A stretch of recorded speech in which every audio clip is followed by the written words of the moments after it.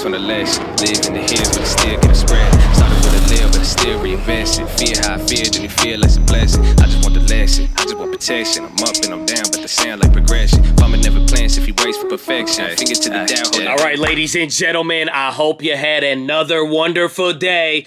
Even though it was a little crazy, the risk has returned, but we need to talk about something. I think I'm right, okay? I know I don't want to say this in a way. I'm not trying to trigger anybody, but if you haven't been watching the videos lately or this week, we've been talking about the 10-year bond and we have been talking about the Japanese yen. And really, a couple days have gone by as we're getting ready into an exciting week next week and a very big CPI tomorrow. I mean, we are going to see what's going to play out. So I got a little mini lesson I'm going to share, kind of to recap things, but to explain the importance of it. And then we got to talk about what happened today. I'm telling you, it was crazy because we finally broke out of the range. So here's a 10-day chart, and you can see we have finally broken below 2 Thursdays ago. And now we are getting to the point where we had that first rally to break the 7-week streak. This is very big because a lot of things have happened in the last 3 weeks. And all of a sudden, even yesterday, the days before, we weren't breaking these levels, and then all of a sudden we break through it today. This is telling you something, and it has to do with the CPI. So we're going to go over that. I have the breakdown. I have the #1 economist. We're going to even look at his track record, and I'm going to show you what he expects and what to expect for tomorrow. And then we're really going to talk about what it's going to mean, but now how it is going to link into the next week. So drop your thumbs up on the video. Make sure you're subscribed, all that good stuff. But let's get into it. Now, you like this shirt? It's fresh, bro. I was eating the Lord's chicken today, and I spilt the Lord's chicken on what I was wearing, and then I was like, all right, I need to go get another shirt, and I went going. All my clothes were dirty, and then I started looking, and then this thing came out. I was like, you know what? We got to bring this back. It's a little, these are from the old Josh Swag days, you know, but don't be fooled, baby. We still got the pajama pants. Yeah.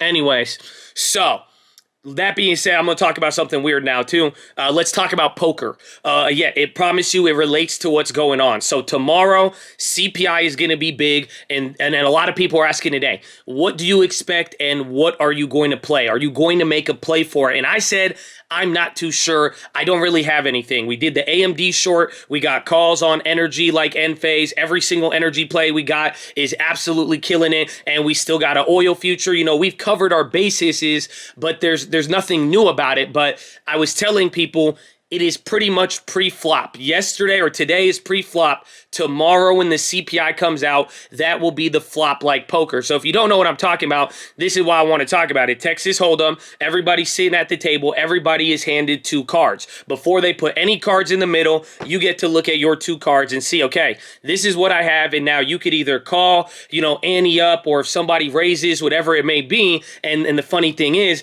look at the option prices. If you wanted to play bonds, if you wanted to get a put, anything, that's your call, really. If you want to go before we get the information tomorrow, that is like betting pre-flop. So why am I talking about the flop in poker? Because tomorrow's CPI, that is going to be the first 3 cards that come out. So depending on what plays you have and then everything with the market, you're going to be able to say, okay, here's a combination we can make, or, oh, this is a good hand. Okay, I want to keep betting, or I'm going to keep riding it out. Or thankfully, because it's the stock market, you could wait for the flop and still get in on the bet, but the price of the calls, isn't that funny call?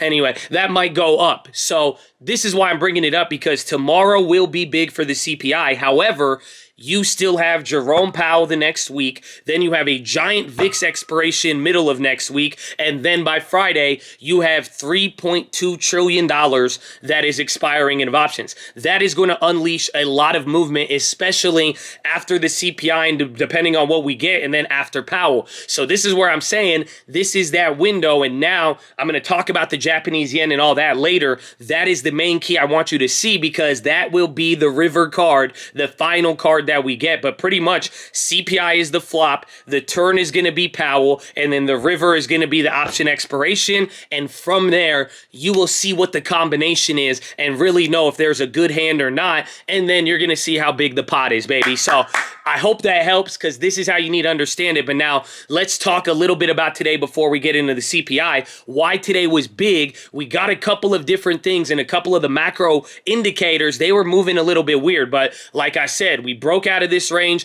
That's the first big part. There was no real support. I mean, the levels were, it was just crazy considering how much stability that we had. But now why? What happened? This morning you had the ECB and they were hawkish. They announced their plan to raise rates. They didn't raise rates, and that's something you got to notice. The ECB has not been raising rates. Canada, Australia, New Zealand, America, literally even Russia, everybody has been raising rates except for the ECB. And now they finally said today, we are going to raise rates at the next meeting. That's when we start our balance sheet reduction as well too, and we're going to let it all out. So that is extremely hawkish, and it even is showing on the global scale that, okay, maybe there is a lot of inflation pressures. Now, where does this get weird? How does it factor into the macro here? Because today in the morning, the market was like down a little bit, but then we were kind of doing pretty good, but the bonds shot down. They came back up. Bonds really ended up not moving too much, and we're going to talk about that. But then the dollar rocketed, and it was up all day. Even the market ignored it for a little bit, and then eventually it came back down, and then really you saw the market go down, and then the dollar was already skyrocketed. But why? Because the euro currency weakened, dollar strengthened, and now with the yen and the Swiss franc, people actually were seeking safe haven assets. That's the interesting part about it. But all of that started to happen. And then towards the end of the day, pretty much people started getting antsy about the CPI. Even JP Morgan, a couple days ago, they were feeling bullish. And then they came out and they were saying it might be a surprise print. It actually might be a little bit hotter than expected. And people weren't liking that. And even then, look at this one right here. These are the economists from JP Morgan. They have not updated it though. So even though they were saying that JP Morgan is saying they are expecting a higher print, there are two economists who are on the list of the 50 that we get for the CPI. Both of them came in, one below, one right at the median. So we're going to talk about it. I thought that was interesting. And then throughout the day, too, it was kind of from beginning to end. China stocks got clapped. A little bit of the hope went away. There was cold water poured on the rally after they find out that the government's not going to let BABA revive their ant-IPO. So that was what we got here in the morning. It led us to this moment. But the real last hour, that was the key. And then all of these inflation expectations, and then with the bonds, TLT and the 10-year, it didn't really do much, but then JNK and then LQD or HYG, pretty much high yield credit and investment grade credit, the risky kind and the safe kind, the yields started to skyrocket, and that I'm taking as a hint for tomorrow's CPI. But all of that started happening. We broke the levels, and then now the conversation turned into what's going to happen tomorrow. And now JP Morgan, they're worried about it. And remember, the White House 2 days ago, they said it might come in hotter. Pretty much JP Morgan and a lot of people are talking about, well, maybe it actually might come in hotter. So that was the real big key. Let's talk about the CPI tomorrow. Here is the bell curve. This is out of 51 economists or 51 estimates. 41 of them are qualified economists, and they even have a ranking. So you can see who has done good. And this is based on their history of recent ones, but this is the main key you got to see. The median is at 8.2. So the expectation is that inflation is going to come in at 8.2% year over year. Last month, it was 8.3. The month before that, it was 8.5. So this one would be lower, but slightly lower. And then now, the highest estimate on the board is 8.5, and the lowest is 8. So again, we don't know if it's going to come in hot, and this is all you really need tomorrow. I'm telling you, if it comes in above 8.3, higher than last month, and then especially higher than 8.5, the market is not going to take that good. Anything else, it is going to be a war of jawboning, pretty much. Everybody is going, this is just my opinion too, I'm just saying. So anything could happen. Again, I was very optimistic last CPI, and it totally got clapped. So keep that in mind. Want to be fair with it, and hopefully you guys see where I'm coming from, you know? But what I'm expecting is that no matter what comes out, if it's not a very hot expectation or a hot number that comes out, everyone's going to go look at transport, lodging costs. That's what JP Morgan brought up. The price of used cars. They're going to compare oil, which has been in a $14 range during that month, and they're all going to go back and forth to kind of piece together a narrative and see, are we more worried about inflation or are we more worried about Powell? Remember, that has been the real driving forces that we've been getting here. So I'm not too worried if it comes in lower. The real thing you got to worry is if it comes in hot, we're going to have a problem. We're going to have more volatility, and that's just going to raise the stakes of the flop right there leading into the turn in the river. So keep all that in mind. Anything can happen. And now this is the year over year, but the next thing is month over month. That is expected to go up by 0.7. So that one will also be a key. If you don't get a surprise on the year over year, if that month over month runs hot, that will be very, very negative, and people will not like that because it's saying, okay, inflation is down year over year. Inflation was already high around this time last year. Okay, it makes sense. But if the month over month, that means compared to last month and the month before that, things are running extra hot, and that is not a good trend, and people will react to that. So keep that in mind. And just for a little fun fact here, let's take a look at the number one economist, Oscar Munoz of TD Securities. He is ranked number one pretty much based on his performance. This guy has came the closest with the least amount of margin in error. This is like his little bell curve. You can see he didn't do too good. Again, at the beginning of the year, he was a little off, but this is what I noticed. So in December, he estimated 6.9. It came in 0.1 below. Then in January, he said 7.1. It came in 0.1 below. And then February, he said 7.2. Then it came in 0.3 above.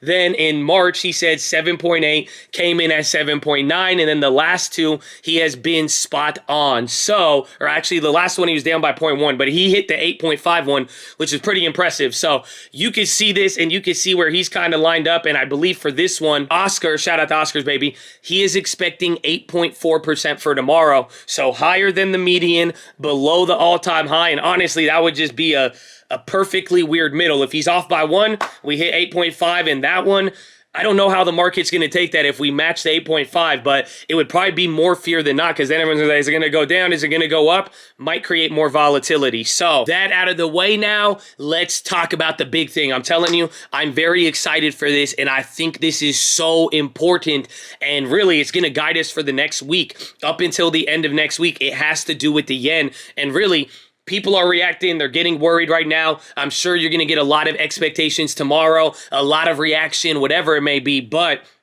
just keep this in mind.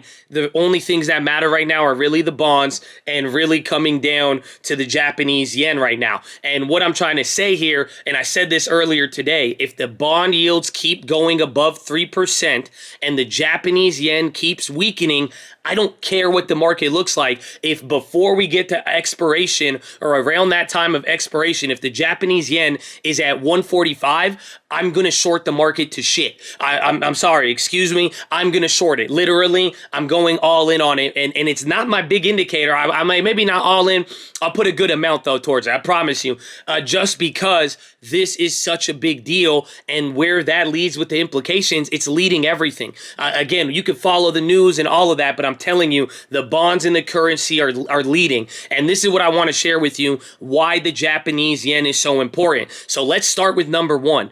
The fact is, the Japanese yen for the last 2 decades, maybe even longer, has been a safe haven currency. It has been a deflationary currency where all it does is strengthen. If people are worried about the economy, they don't sell the Japanese yen. They go and buy it, believe it or not. That's how it's been. It's like the Swiss franc, and that's why today, when people are looking for safe haven demand, they bought the Swiss franc, and the yen actually started to strengthen today, even though what it's been doing. But now here's the problem.